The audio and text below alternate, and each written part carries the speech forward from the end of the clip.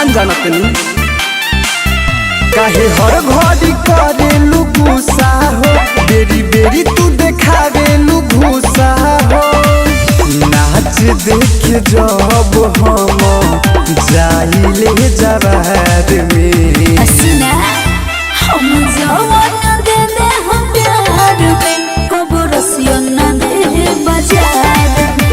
हम जवान दे दे हम प्यार में कबो रसिया ना दे बाजार में।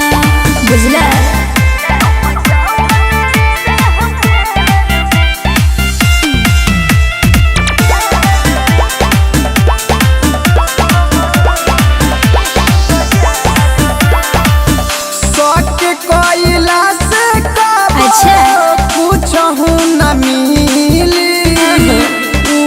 मनोरंजन सुनाए हो मोर रसीली।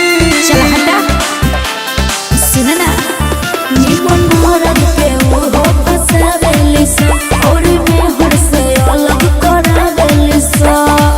झूठो टेंशन काहे अच्छा करेलू बेकार में। चुप रही हम जवान दे दे हम प्यार में कबो रसिया ना दे बाजार में।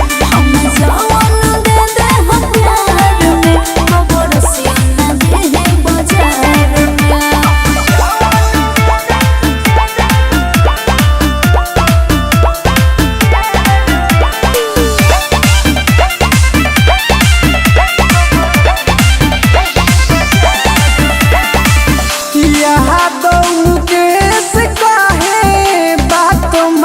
सोना हो तोहरे हवाले करनी दिल के अपन कोना हो।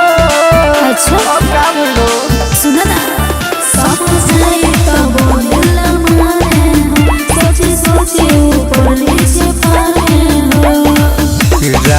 जहाँ रंगीला दिल देवे ना उधार में का गारंटी बा हम जवान दे दे हम प्यार में कबो रसिया ना दे बाजार में।